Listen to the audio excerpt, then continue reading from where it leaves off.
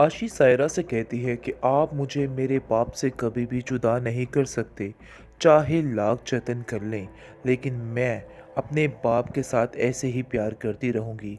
फिलहाल तो उसका दिवाला निकालने के लिए तैयार बैठी हुई है सायरा और सोच रही है कि बस जितनी जल्दी हो सके इसको यानी कि इसके फ़र्ज से मैं आज़ाद हो जाऊं, क्योंकि उसे पता था कहीं ना कहीं कि मेरे करतूत इस किस्म के हैं कि मुझे जेल हो सकती है, जिसकी बिना पर वो ये सारे इक़दाम उठाने लग जाती है।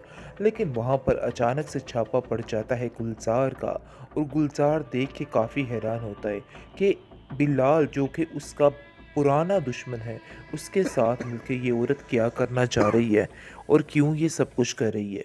जिस पर अज़रा उसको सारी बात बता देती है, जिस पर वो कहता है कि तुम लोगों को शर्म नहीं आ रही, अपने मुफाद की खातिर मेरी बेटी का इस्तेमाल कर रहे हो। अरे भई, मैं आप लोगों को इस बात के लिए कभी माफ़ नहीं करूँगा। वहाँ पर हाथापाई शुरू हो जाती है। लेकिन दूसरी तरफ आशी अपने बाप को मिलके काफ़ी ज़्यादा खुश होती है, गले लगाकर खूब रोती है और कहती है कि मैं आज तक आपका इंतज़ार करती रही, न जाने कहाँ कहाँ घूमी, कहाँ कहाँ गई, ताकि मुझे आपका पता मिल जाए। लेकिन इस औरत की वजह से मैं आपसे कभी भी नहीं मिल पाई। इन दोनों ने मिलके हमारी ज़िंदगी को तबाह करके रख दिया। मुझे तो समझ ही नहीं आ रही कि आखिर मैं क्या करूँ? क्या आप मुझे माफ़ कर सकते हैं? जिस पर उसका बाप उसको गले लगाता है और कहता है कि इस चुड़ैल सायरा की वजह से सब कुछ हुआ है और सारा कुछ किया दरा इस औरत का ही है। ये ही सब कुछ करने वाली है। तुम परेशान मत हो, अब सब ठीक हो जाएगा। देखो अज़रा बहन ने कितनी हमारी मदद की है, बहुत ज़्यादा हमारा साथ दिया है। मैं आपका एहसान कभी भी नहीं भूलूँगा। इस पर अज़रा कहती है कि ये मेरा फ़र्ज़ था इन जैसे लोगों का असली चेहरा बेनकाब करना। सो आज मैंने कर दिया, तो मैं बहुत ज़्यादा इस बात के लिए खुश हूँ। हाल कैसा इंसान है और वो किसी तरह भी रिस्क नहीं लेना चाहता है, इसलिए वो कहता है कि नहीं, ये काम नहीं हो सकता। वहाँ पर हाथापाई शुरू हो जाती है, क्योंकि आप देखेंगे कि उसकी नानी यानी कि पप्पू बेगम भी इस चीज़ को कहती है कि भाई तुम हमारे मामलात में मत बोलो, क्योंकि अब मैं तुम्हारी एक नहीं सुनने वाली हूँ। हमने जो फैसला करना था कर लिया और अशी भी हमारी मदद करेगी, बस ये बात तय है। इस पर अशी कहती है कि नहीं बाबा, मैं ऐसा नहीं करना चाहती। पहले तो वो काफ़ी ज़्यादा रोती है और टसने मारती है और कहती है कि ज़रा भाभी, आपने कितना बड़ा नेकी का काम कर दिया, ये आपको अंदाज़ा भी नहीं था। मैं आज तक समझती रही कि कहीं न कहीं मेरा बाप गलत होगा, लेकिन आज मुझे अंदाज़ा हो गया कि नहीं, ऐसा वैसा कुछ भी नहीं था। सारा कुछ गलत था, बल्कि मैं ही गलत थी और मैं अपनी माँ को सही समझती रही, लेकिन आज जाकर अंदाज़ा हो चुका है कि क्या गलत है और क्या सही है। जिस पर आप देखेंगे कि ज़रा कहती है कि अब तुम्हें फ़िक्र करने की कोई भी ज़रूरत नहीं है, बस सारा मामला ठीक हो जाएगा। परेशान मत हो, देख लेना कि बहुत जल्द सब कुछ ठीक होने वाला है। उसको काफ़ी तसल्ली देती है, लेकिन वो अपने मकसद में कामयाब हो जाती है। यानी कि जो ये सारा माजरा हो रहा होता है इसकी वजह से रुक जाता है, जिस पर आशीष उसका काफ़ी शुक्रिया अदा करती है और कहती है ये तो तुमने बड़ा काम कर दिया है। लेकिन आप देखेंगे कि सारा माजरा ख़राब हो जाता है, जिसकी वजह से इज़रा काफ़ी परेशान हो जाती है। खून खराबे की वजह से उसकी टेंशन में मज़ीद इजाफा हो जाता है और वो सोचती है कि नहीं, अब ये काम जो है मेरे सपुर्द ही, यानी कि वो आशी की ज़िम्मेदारी अपने साथ ले लेती है। ये सायरा भी यकीन तो है कि ये जेल की सलाखों के पीछे ही होगी, क्योंकि इसने जो जो काम किए हैं सारे अब खुल के सामने आ जाएंगे।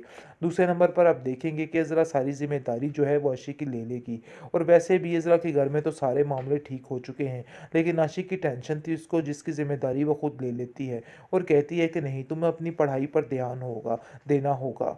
तो यानी कि बहुत ज़्यादा अच्छे तरीके से हर चीज़ को निभाने की कोशिश कर रही है और बार बार बेबी बाजी को ही याद करती जा रही है। सायरा ने आशी की ज़िंदगी ख़राब करने में कोई कसर नहीं छोड़ी है। वो ऐसा कर रही है कि बस उसकी ज़िंदगी तबाह होकर रह जाए, सिर्फ़ अपने मफ़ाद की खातिर उसका बेड़ा गर्क कर रही है।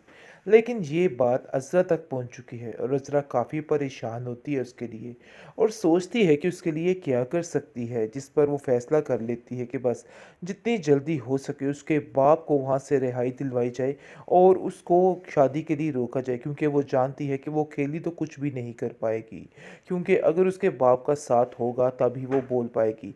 जिस पर आप देखेंगे कि वो सारी खबर जाकर उसके बाप को देती है और कहती है कि आपकी बेटी के साथ बहुत बड़ा जुल्म होने जा रहा है और मैं बहुत ज़्यादा परेशान हूँ, आप नहीं जानते हैं कि कितना बड़ा जुल्म हो जाएगा। लेकिन उसकी नानी और उसकी माँ को तो बिल्कुल इन चीज़ों की समझ ही नहीं आ रही है, जिस पर वो हैरान हो जाता है, क्या बिलाल के साथ ये सारा काम चल रहा है? मैं ऐसा कभी नहीं होने दूँगा। जैसे ही ये सारे मामूलात तय होते हैं, वो उधर चला जाता है, यानी कि उसके पास पहुँच जाता है और अज़रा का साथ देने के लिए तैयार हो जाता है और सोचता है कि पहले तो मैं सोच रहा था कि मैं तुम्हारा साथ नहीं दूँगा, लेकिन अब जाकर मुझे अंदाज़ा हुआ कि वो किस कदर बेईमान औरत है और क्या कुछ कर सकती है। इसलिए बस बात तो तय है कि अब उन लोगों को सज़ा मिलकर ही रहेगी और ये मेरा आखिरी फ़ैसला है। जिस पर आप देखेंगे कि ऐन मौके पर वो बंदा पहुंच जाता है उसी जगह पर और पहुंचकर काफ़ी हैरान होता है कि आखिर कोई ऐसा कैसे कर सकता है। लेकिन आप देखेंगे कि सायरा काफ़ी परेशान होती है और कहती है कि तुम इधर क्या कर रहे हो, मुझे तो समझ नहीं आ रही। गुलजार, तुम्हारी हिम्मत कैसे हुई मेरे मामलात में दखल अंदाजी करने की। इस पर वो उसको कहता है कि देखो, तुम हमारे मामले में ना पड़ो तो अच्छा है, क्योंकि मैं मज़ीद इस तरह की हरकतें बर्दाश्त नहीं कर पाऊँगा। आगे से आप देखेंगे कि सायरा कहती है कि ये निकाह तो होकर रहेगा, चाहे जो मर्ज़ी हो जाए। लेकिन गुलज़ार भी इस बात पर अटक चुका है कि नहीं, अब वो फ़ैसला अपनी मर्ज़ी के मुताबिक करेगा, क्योंकि वो जानता है कि बिलाल कैसा इंसान है और वो किसी तरह भी रिस्क नहीं लेना चाहता है।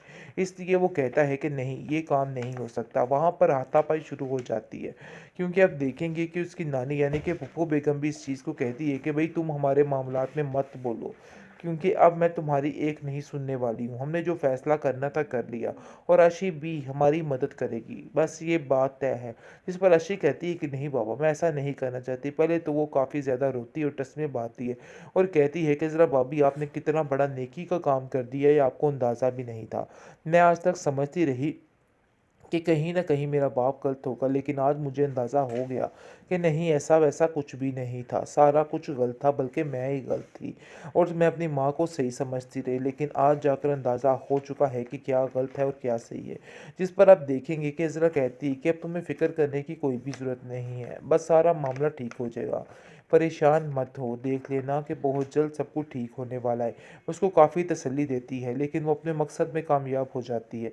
यानी कि जो ये सारा माजरा हो रहा होता है, इसकी वजह से रुक जाता है, जिस पर आशीष उसका काफ़ी शुक्रिया अदा करती है और कहती है ये तो तुमने बड़ा काम कर दिया है। लेकिन आप देखेंगे कि सारा माजरा ख़राब हो जाता है, जिसकी वजह से इज़रा काफ़ी परेशान हो जाती है। खून खराबे की वजह से उसकी टेंशन में मज़ीद इजाफा हो जाता है और वो सोचती है कि नहीं, अब ये काम जो है मेरे स्पुर्द ही, यानी कि वो आशी की ज़िम्मेदारी अपने साथ ले लेती है।